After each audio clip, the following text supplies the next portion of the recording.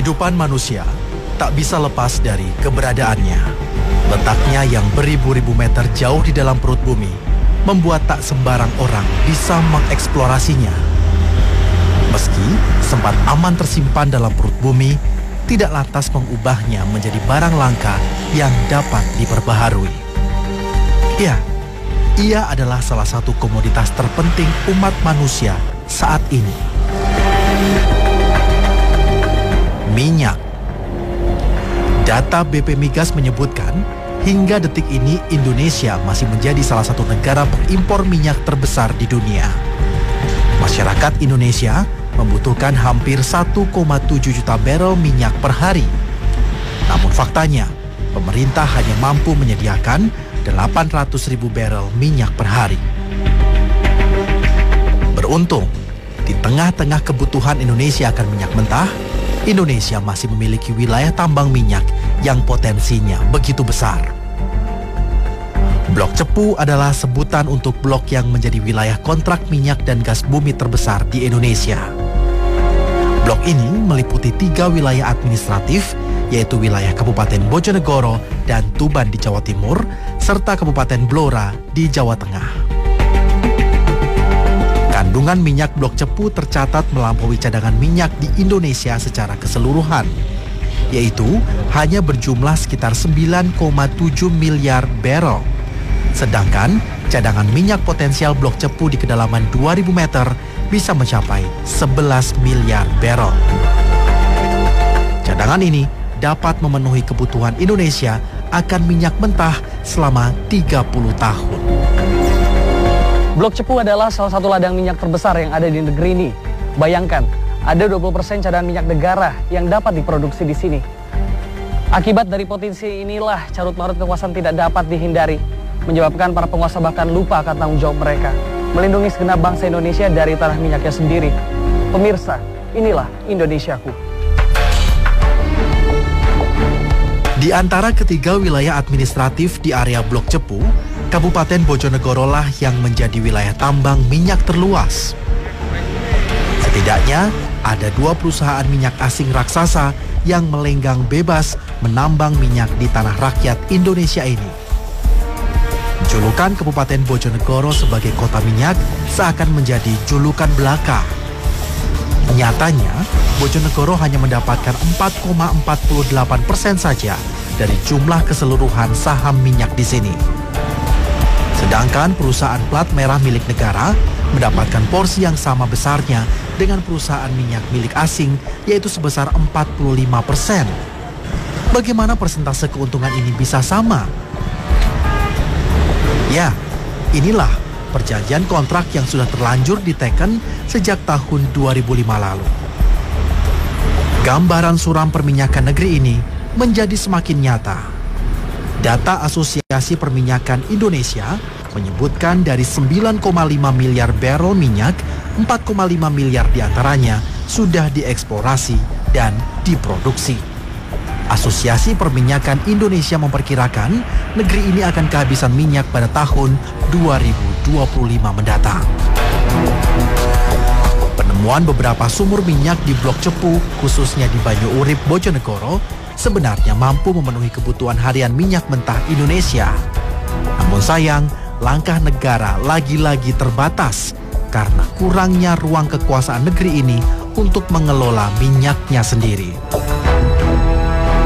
Alih-alih tidak memiliki peralatan pengolahan minyak yang memadai, menyebabkan pihak asinglah yang menduduki posisi sebagai operator minyak di Blok Cepu. Sebuah posisi tertinggi yang berperan penting dalam hal membuat keputusan eksplorasi. Satu lagi ironi Blok Cepu adalah ketika negeri kaya minyak ini nyatanya tak mampu membendung nestapa warganya. Pasalnya, ada hampir 200.000 penduduk Kabupaten Bojonegoro atau hampir 16% penduduknya hidup di bawah garis kemiskinan. Tidak berhenti sampai di situ. Kesan tertutup para penguasa di Blok Cepu ini pun nampak terlihat. Lapangan migas Banyu Urip memiliki pagar-pagar yang menjulang tinggi. Seakan tak mau diganggu, pagar ini menutup akses warga sekeliling sumur minyak. Belum lagi, jalan utama menuju lokasi lapangan minyak Banyu Urip harus menggunakan jembatan layang yang dibuat khusus untuk kendaraan dengan stiker tertentu. Meski kami berhasil menembus setengah perjalanan menaiki jembatan layang ini, namun usaha kami untuk melihat langsung ladang minyak negara tidak membuahkan hasil sama sekali. Pasalnya, kami terbentur masalah administrasi untuk meliput suasana di dalam.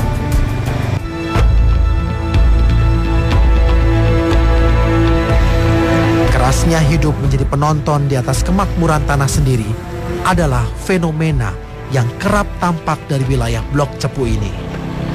Desa Sumengko contohnya, banyak warganya mengeluhkan tentang pekerjaan bertani mereka. Sejumlah lahan pertanian mulai berkurang dan beralih menjadi bangunan untuk proyek eksploitasi migas. Eksplorasi minyak sedikit banyak mempengaruhi kualitas tanah dan udara di areal pertanian. Petani banyak yang gagal panen. Akibatnya, sejumlah petani enggan bertani kembali akibat takut merugi. Sebenarnya dampak dari adanya kilang-kilang minyak seperti ini, pemirsa, adalah ancaman dari kerusakan lingkungan seperti sawah-sawah pertanian yang tidak begitu membaik, dan juga adanya ancaman kesehatan warga karena pengaruh dari gas beracun H2S yang dikeluarkan oleh kilang-kilang minyak di belakang saya ini. Dan yang menjadi pertanyaannya saat ini adalah, apakah sebenarnya ada kompensasi yang diberikan atau bahkan tidak ada sama sekali?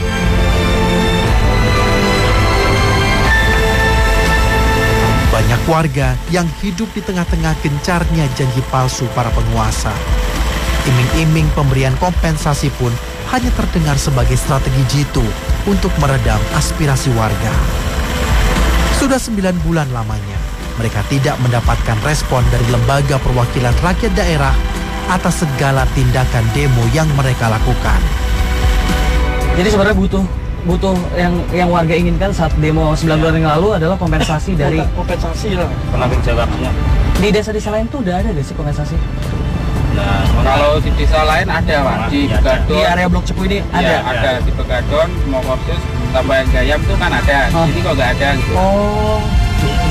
Di desa lain kan ada tuh, Pak. Kalau di sini kok nggak ada selama 5 tahun ya? Udah 5 tahun nggak ada? 5 tahun nggak ada sama sekali. Berharap mendapat informasi lain, saya mencoba mendatangi Desa Gayam. Di desa ini, ternyata sama saja. Warga Desa Gayam juga ikut merasakan dampak pahitnya eksplorasi Blok Cepu. Sudah 3 tahun, warga Desa Gayam di Dusun Kali Glonggong harus kehilangan sumber mata air Sendang Kelor. Pihak eksplorasi minyak Banyu Urip menutup total akses menuju sumur air ini. Sendang Kelor adalah sumur tua yang menjadi salah satu sumber air bagi kehidupan warga Gayam. Perusahaan air minum memang telah memasang pipa pam untuk warga, namun belum menjangkau seluruh desa. Akibatnya, banyak pula warga yang harus mengambil air di sumur-sumur kecil yang tersisa di kampung mereka. Dan akhirnya, hanya inilah yang bisa mereka lakukan. Mencari air dengan mengandalkan kendi-kendi tua. Sebatas untuk minum dan keperluan memasak. Kalau musim-musim seperti musim kemarau itu bagaimana? Sajane ya daun kelor niku, daun kelor itu. Kalau daun kelor, jadi kalau nggak mencukupi warga harus seperti apa itu? Mengambil air di sini jadi apa? Mandi. Nggak mandi sama sekali. Oh. Hal yang sama dirasakan Pak Yanto. Lari susah, mau cepet-cepet mandi, sekarang udah ketutup. Katanya ada gantinya pam dari sumur pandan, tapi tidak mencukupi sampai sini gitu. Pak Yanto mendampingi saya melihat langsung keadaan sumur harapan warga itu. Menurut Yanto, warga sudah biasa berkorban untuk penguasa. Kini, ketika air menjadi susah didapat, mereka tak tahu harus kemana meminta bantuan dan hak mereka. Tapi kalau dulu ada air yang bisa diambil di sini, itu walaupun musim kemarau cukup tuh buat warga. Cukup. Nggak ada masalah? Nggak masalah. Oh, tapi sekarang udah tutup? Ditutup, jadi kalau kemarau ya masalah ya gini, jadi mau cepet-cepet habis ke kerja jauh, pulang mau ngambil air sini terus nggak ada. Dan sekarang kan tutupan sama pintu ini. Pernah nggak sih ada demo atau mungkin masyarakat kayak barang datang-datang ngobrol ke pihak MCL? Sebenarnya ya ada, tapi kelihatannya kalau orang cilik yang kecil gitu minta pendapat itu kadang tidak dilayani gitu. Jadi kalau di sepelekno gitu. Katanya ya sih saya dari benernya ya orang kecil tuh mau minta-minta itu kan nggak bisa. Katanya tuh akan dikasih jalan buat ngambil. Sampai sekarang kok nggak ada ya sudah. Terus bagaimana, terus saya mau tanya siapa ya nggak bisa. Derita warga seputar daerah eksplorasi ini mungkin tak pernah dipikirkan oleh para pembuat kontrak kerjasama Blok Cepu. Buktinya, masih banyak penduduk Blok Cepu khususnya Kabupaten Bojonegoro hidup di bawah garis kemiskinan. Padahal undang-undang menekankan bahwa sebuah kontrak kerjasama migas seharusnya memperhatikan pengembangan masyarakat sekitarnya dan jaminan hak-hak masyarakat adat. Dengan keadaan yang carut-marut di Bojonegoro ini, benarkah Undang-Undang Nomor 22 Tahun 2001 tentang migas telah dilanggar oleh pihak-pihak terkait?